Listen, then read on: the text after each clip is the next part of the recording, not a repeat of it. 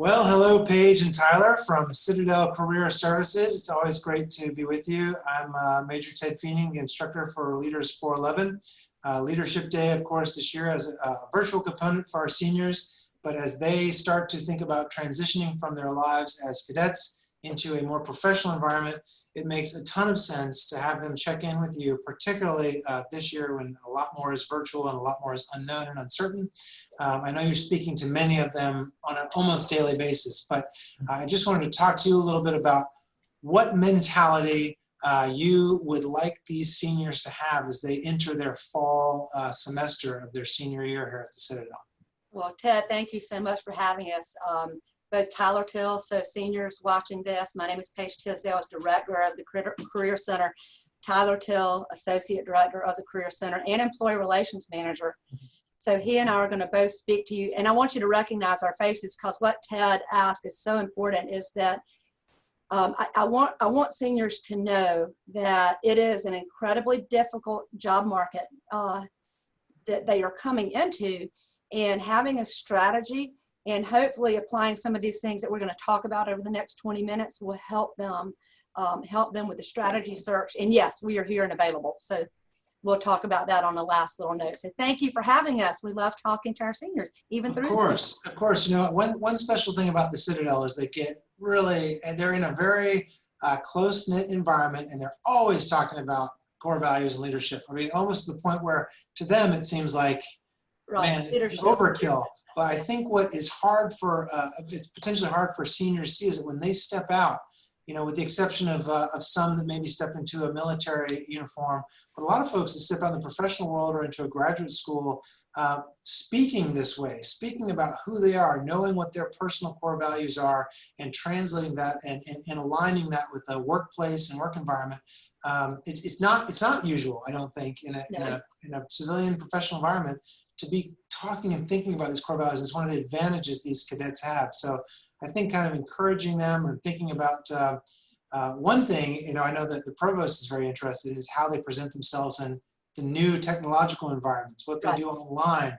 If you want to talk a little bit about that to start out, how to present yourself, how to think about how you present yourself on Zoom, on TikTok, which is now banned, I think. Oh, yes. Whatever it is, LinkedIn, let's go through them all. So professionally presenting yourself is very, very important. And one of the things that we used to do in the old leadership day, right, where physically each of you may have been going to an employer location. So let's just say, and I'm going to use an example, Blackbaud.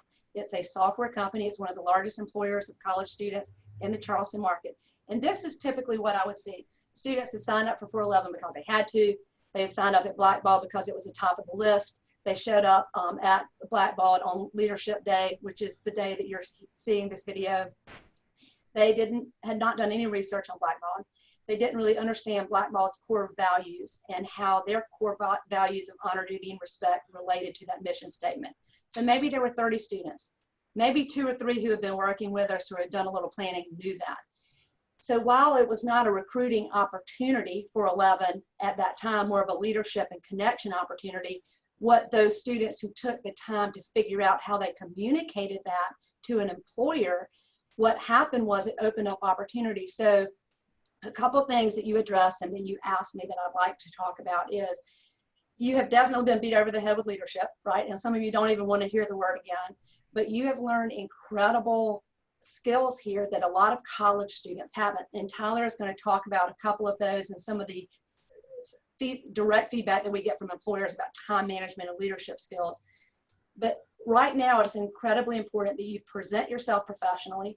And so, of course, I'm going to do a little snippet for LinkedIn here. And yes, even those of you going into the military, being on LinkedIn, professionally communicating with employers, using your network and following up. And you'll notice here, one of the things that I always recommend is that when you're presenting yourself is that practice talking to employers. And how do you do that? Tyler's going to address that in just a second. But learning, preparing, number one, is that I prepared even for this interview. Even though I've done thousands of interviews over the years, I looked at the questions that Ted had asked us to address. So coming up with a strategy for how you to communicate the stories that you're going to tell using the STAR technique, and we can talk about that at a later time. Looking professional, right? Looking like a professional, dressing like a professional. So even if you're on a Zoom call, putting your blazer on, making sure that you have pants on, so if you have to stand up, your underwear aren't showing, silly things like that. Even something as simple as, right now while I'm talking to you, I'm doing one thing. I'm going to look directly at the camera, right? It looks like I'm making eye contact with you right now because I'm talking to the camera. Now I'm going to look at you, Ted, where you are on my screen, and you'll notice how I shift, right?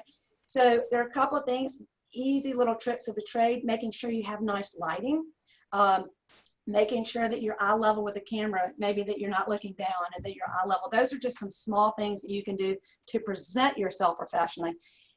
But then being able to engage and talk about your leadership experience in a way that helps you connect your experience and your skills here to the potential employer.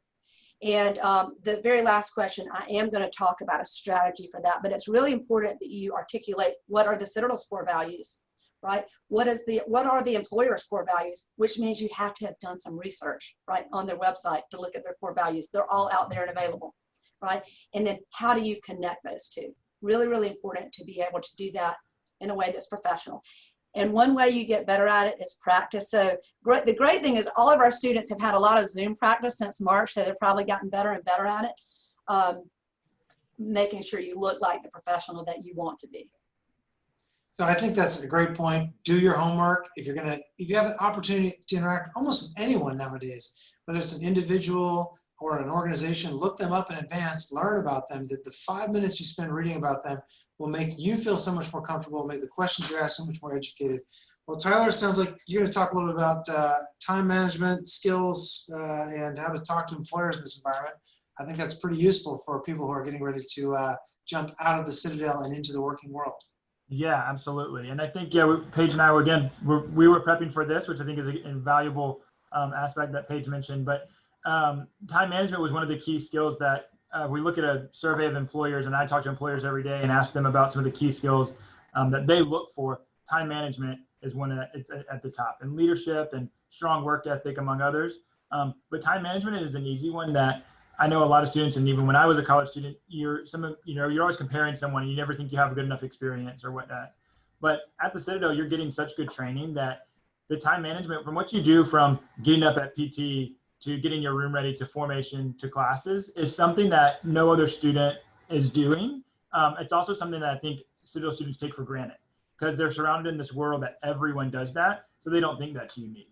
But to an employer, they don't know that. So that's another thing, is making sure you're giving those good examples. Paige mentioned that earlier, is think about those examples. So that's where the prep comes into key. If I can confidently think about a time I've used my leadership and not just say I have leadership skills, that doesn't tell me anything, but giving a specific example of how you got leadership, or again, how your time management and things like that, that goes a long way. So, when we talk about, especially in this ever-changing recruiting world, employers want to, have someone that's staying in pursuit of them and using all of the resources. Any event you can go to, anytime you have that opportunity to connect, take advantage of that. Because for recruiters, it's a little bit harder. They don't get that face-to-face interaction right now. So if I can see someone, and Ted is emailing me, and I see him at a virtual Zoom meeting that we're doing, and then he's following up with a simple email, that goes a long way than just a resume, right? So those are the things that as a candidate, you can do to help yourself stand out among the rest. I totally agree. People are fascinated with the Citadel. For a cadet or a staff member, it's like your environment. It's like the fish that doesn't know he's wet. So the ability to narrate, to draw specific examples of your day, or of something that's happened to you, or of the way that you manage yourself in the Corps of Cadets, the way that you've interacted with a leader or have been a leader to others, or like you said, as simple as, hey, I know how to get up every day, get myself washed up, prep for the day, bed made, ready to hit the classroom, like consistently with dedication. That is something that to an employer, that's like music to their ears. Right. Ed, I have a great example of that. Sure. I know students love examples, and it always pops into my head because I will never forget. It's been a number of years ago, and this alumni now works for Volvo. Eddie, he was a senior. He was one of those that was really engaged, interviewed a lot. Our office opens at 8. I usually get in at 7:30. The employer that he was interviewing with happened to be here early as well. Eddie races in for his 8 o'clock interview at 5 minutes before 8, sweating, still with his blazer on.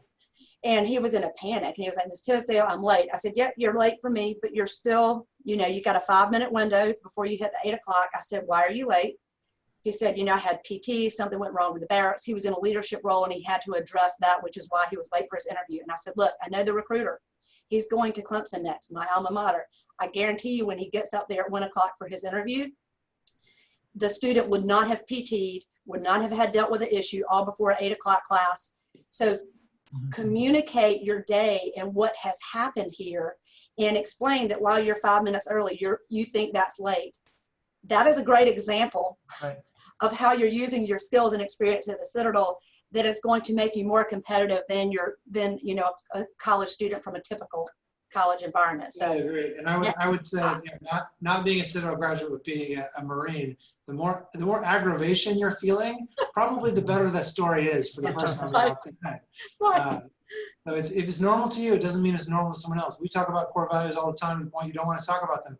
If you go outside the Citadel and talk about how your core values play into your daily life and the way you're approaching your career, the mindset you have, it just puts you head and shoulders above. That is your advantage in the professional work. Very competitive advantage. So, you know, what in your experience talking to all these different employers, what are they looking for in new hires in our modern environment, and how can these cadets be in the right mindset to communicate with them? Yeah, absolutely. So we obviously talked about time management already, so it won't hit that one again. But I think some of the biggest things that other employers talk about is communication is key. I think especially verbal, and then especially the nonverbal. So the written communication is very important. And I think as we transition a little bit with everything going on, it's honestly made it a little bit easier, and we're a little bit more common with communicating virtually, but also just via more emails and things. But having that professional communication is one that, again, as it's a more technology-driven world, we're communicating through more instant messages and things like that, where we might not be as professional as we should be. So making sure you're double checking those emails, simple stuff. Luckily, again, at the Citadel, we have that professional training where you know how to write a good email. Just make sure you continue to do that. Another one is taking initiative and problem solving skills. Employers are expecting, they're expecting someone to show up and start doing work, more. There's going to be some training, obviously, but they're expecting you to show up and get some of the work done. So not always expecting someone to tell you what to do. So taking some of that initiative and being creative and problem solving, just because the way they've always done something doesn't mean it's always the best way. So being creative with some of that problem solving and thinking outside the box when an issue arises and how to fix that are some of the things that I hear from employers all the time. I think cadets are great verbal communicators for the most part. They're used to having someone talk to them, this close to their face. They're used to standing with good posture and presenting themselves, and Paige gave some great tips for how to communicate on camera. I have to say, having graded a lot of papers here at the Citadel, that some cadets struggle with written communication. And I would really encourage you, and in fact, this class requires, there's a 3-step process for writing the paper for this class. 1 is write the paper. 2 is get someone to proofread the paper and include those edits. And then 3 is to put the paper on task stream. But it's a requirement to have someone proofread, because it's a very powerful habit to get into. If you're writing an important email to an employer, or if you're writing anything, really, having a second set of eyes, taking that time, building that time in as a habit will go a long way. You wouldn't just send a resume out without ever having career services or someone look over it. That should be true for other important forms of communication. So I think that's totally. Where can these folks go? Where can they go for training in written communication? So, the Student Success Center would be a fantastic place. And you didn't even pay me to say that, but they have people every day who are willing to help. A second thing is we will be updating our website with some resources on how to communicate with employers during COVID, like true short memo style, dear fill in the blank employer, and make sure that you change fill in the blank to the employer's name. I had not heard of you regarding my offer. I wanted to follow up and find out what are next steps in the communication. I'm still very interested and available to interview. So Tyler mentioned that being a little more aggressive on the follow-up is really important. And I'm going to use another example. I had a senior communicate with me just this morning, just before we spoke. I could tell she had typed her, she had text messaged me, she had texted me from her phone in an email version. And when it came to me in email, I could tell she was texting it on her phone like we were communicating via text. It looked as if, right, lowercase I need help with an internship. I need help with the internship search. That was what was written. It came to my email. Now, of course, I'm going to help her. So the first thing is, hey, always practice communicating professional, even with me. Because if you send that to an employer, which she did, they're not going to consider you or follow up with you for an internship. So practice your writing skills. The more you practice the communication, if you mess up, it's a learning opportunity, right? And if you don't hear back from someone that you have been communicating with professionally, go back and look at that communication and find out, did it have errors? Was it grammatically correct? What might have been the issue? Yeah, don't leave the Citadel. Do not leave all the resources of the Citadel, Career Services, Student Success Center, without knowing how to communicate in the written word effectively over email and in papers professionally. This is a place to practice and train before you hit the real world. So I totally we have agree. all these resources available for you all the time, and all we're doing is waiting for you to come use us. Yeah, that's good. And if there is a senior watching this that doesn't know where Career Services is, go visit. Also, even if you're going to go in the military, if you're a contract, which a third of our students are, go visit anyway, because there will come a time in 4 years or longer if you're an aviator that you may want to find a job that is not with the military. Or in May. For you. So let me give you, again, another great example is that typically, we've been very involved in cadets' lives, whether you know it or not. You have done some career planning because we've integrated things into the leadership training. So physically, if you haven't come to us, the great thing is you've done a career plan. You should have a resume, especially if you're business or engineering through your 211 class. You've practiced some of your interview skills that we spoke about during 11 o'clock LTP junior year. You're now doing this professional development. So you've got some touch points. But using the resources available, as Tyler mentioned, is so incredibly important to put it all together for your search strategy. And Ted, I've got some tips on that. Let's hear it. When we get to that, if we're there yet, which are for those Air Force military contracts, is that what we found in May when the rug was pulled out from under the seniors' feet is a lot of people were scrambling. Now, what I found was a military contract, and I'm still helping one of the Air Force students who reached out to us. His contract, he's not starting his Air Force contract until next summer. So we're in 2020. He's Air Force contract. He will be starting 2021. Now, here's the trouble. He had never done an internship. He had never done a finance internship, which is his interest. He had never done any of the professional development typically that you would do if you were on a regular job search trajectory. And so what happened was he was starting fresh, didn't have, resume, LinkedIn, networking. Now, the great news is he did think to connect with us. He got an internship, but the internship is now ending, right? It's the end of the summer. And so he is forced with, what do I do between now and next year? And so we're trying to help him make some professional connections. The problem is nobody wants, as a former recruiter, knowing you're going into the military, I do not want to hire you. Not because you're not a great candidate. I want to hire you when you get out of the Air Force.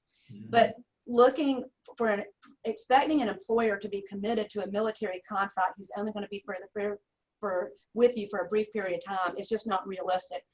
So military contracts, what I would say is COVID has thrown a lot of things into turmoil, is that start your networking and your professional networking now. And I'm going to share a little bit of an article that I wrote that I'll share with you, and we can uplink for last year's graduating, but not just military, all students, all seniors watching this, please, if you do not have a job offer, you need to start now. I would network and follow up with every single person who would be willing to talk with you. You need to have a professional LinkedIn profile that you are using, and it needs to be one piece of your larger search strategy. The high demand areas right now that we're seeing, and as a result of COVID-19, obviously are supply chain, construction and engineering still seems to be strong in hiring, healthcare, but keep your options open. So, if you're a psychology major and you don't know what you want to do, look at those high demand areas. If you're not in a high demand area, talk to any and everyone who may have the potential to help you get connected. It's really, really important in keeping an open mind. And again, I love examples. So I'm going to use Julianne DeSalle, who graduated in May. She'd done everything right. She'd done multiple internships. Her offer vanished. The company that she was going to go work for was not doing hiring. She reached out to us. We helped her come up with a new search strategy that she put into place. And she also had to work an interim hourly job in the meantime to pay bills while she was working on her search strategy.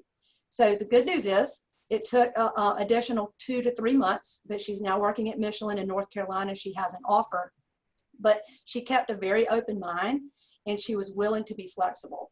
And she started following up with every connection. We sent her and finding connections on her own. You know, I do want to talk about graduate programs as well, because typically what happens lots of times during a down economy is a lot of students are like, I didn't really figure out what I want to do. Maybe I'll just go to graduate school. I don't recommend just going to graduate school as a backup plan if you hadn't got a plan figured out, right? If you know professionally it would help you, right? You're in accounting and you need to go do an MBA program because it's going to help you start at a different level, right? You're a psychology major and you want to get your master's in clinical counseling. Definitely pursue those goals. But if you just don't know what you want to do, those job search strategies that I just mentioned are really where you need to be. So was I on a soapbox there for a little bit? No, it's good. It's good. You know, I think that even if you don't know, if you don't have a vision for where you're going to be in 5 or 10 years, first of all, in this class, there are a lot of videos of professional leaders. They're going to have to watch this one from senior leaders from the class of 79, and then an elective video, which is 30 minutes with all of our different 411 partners, and they can see a variety of different folks, what they're looking for, and then not only is that available to them, but also I'd say the Citadel Alumni Association lists everyone and what they do. So, you know, these guys will take a phone call from a Citadel cadet. They're dying to talk to Citadel undergraduates. They might not be able to hire you, but they can tell you if you're interested in engineering or writing or, you know, whatever it could be, biology, you can reach out to someone that has a career in that field and have an informational, it'll really help open your view from I'm a cadet, I'm a senior, I just got to graduate, to like, okay, here's what might be available in terms of programs, graduate schools that actually interest me, jobs that might be out there, things to aim for, start building a vision for your life for 5 or 10 years down the road.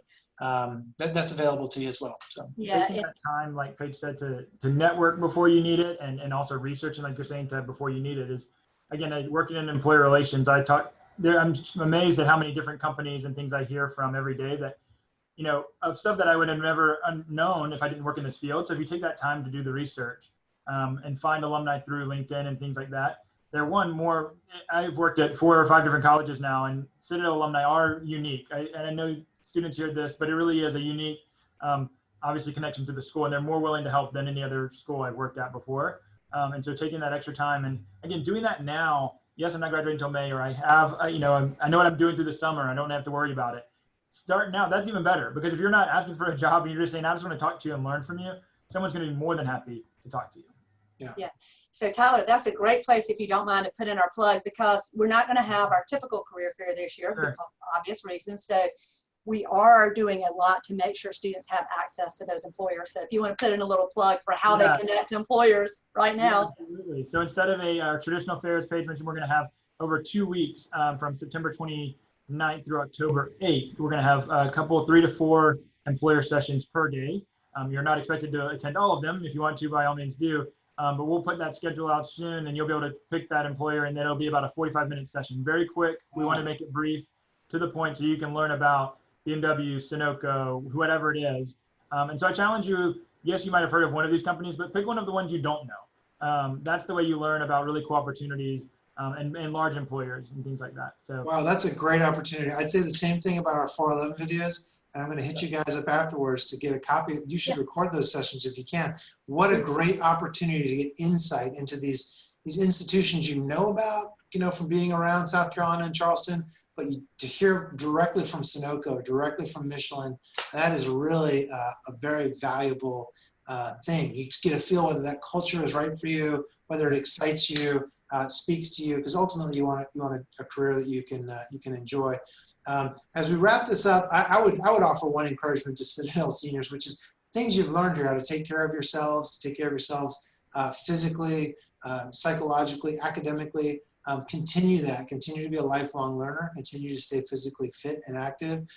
Don't just sort of forget and say, I'm out. Thank gosh, that's behind me in the rearview mirror. Actually, continue to be that person that you have become here, that experience you've had. That will carry you so far in your professional career and your personal life.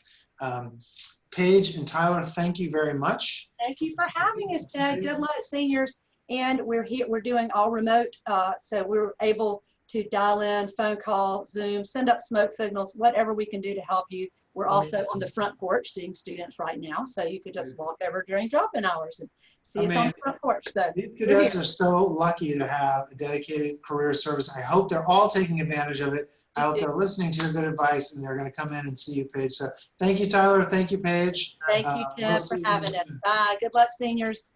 All right. See ya.